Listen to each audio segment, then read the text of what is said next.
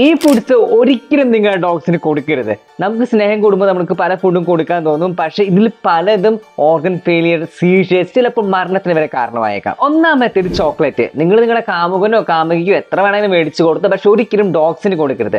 ചോക്ലേറ്റിൽ theobromine എന്ന് പറഞ്ഞൊരു component ഉണ്ട്. ഇത് മെറ്റബോളൈസ് ചെയ്യാനുള്ള കഴിവ് നമ്മുടെ ഡോഗ്സിനില്ല. അപ്പോൾ ഇത് ബോഡിയിൽ ബിൽഡപ്പ് ചെയ്ത് കഴിഞ്ഞാൽ ഛർദി, വയറിളക്കം, സീഷ്യസ് തുടങ്ങി മാരകമായ പ്രശ്നങ്ങൾ ഉണ്ടാവും. അപ്പോൾ അതുകൊണ്ട് ഒരു കാരണവശാലും ചോക്ലേറ്റ് അവർക്ക് കൊടുക്കരുത്. പ്രത്യേകിച്ച് ഡാർക്ക് ചോക്ലേറ്റ് ആണ് ഏറ്റവും കൂടുതലായിട്ടുള്ളത്.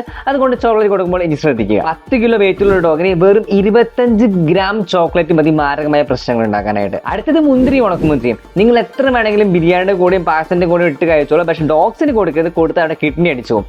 അപ്പോൾ 1 കിലോ ഉള്ള ഒരു ഡോഗിന് ഒരു ഒറ്റ ഉണക്കമുന്തിരി മതി മാരകമായ പ്രശ്നങ്ങൾ ഉണ്ടാവാനായിട്ട്.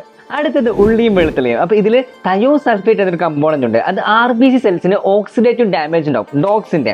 അപ്പോൾ ഇത് കൂടുതലായിട്ട് കഴിച്ചു കഴിഞ്ഞാൽ അവർക്ക് അനീമിയ അഥവാ വിളർച്ച എന്ന അസുഖം ഉണ്ടാകും. ക്ഷീണമാവും, ഭയങ്കര ലെഥാർജി ആയിരിക്കും, ശ്വാസം എടുക്കേണ്ട ബുദ്ധിമുട്ടുണ്ടായിരിക്കും. അങ്ങനെ പല പല ലക്ഷണങ്ങളും ഇതുകൊണ്ടുണ്ടാകും. അതുകൊണ്ട് ഉള്ളിയും വെളുത്തുള്ളിയും കൊടുക്കുമ്പോൾ ശ്രദ്ധിക്കുക. അടുത്തത് മദ്യവും കാപ്പിയും.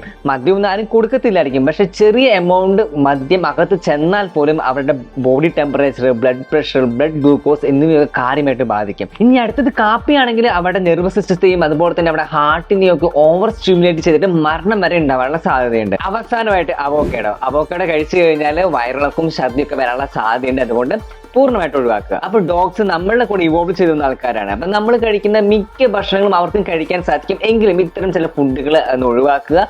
കൂടുതൽ പ്രശ്നങ്ങൾ ഉണ്ടാവാതിരിക്കാൻ ശ്രദ്ധിക്കുക.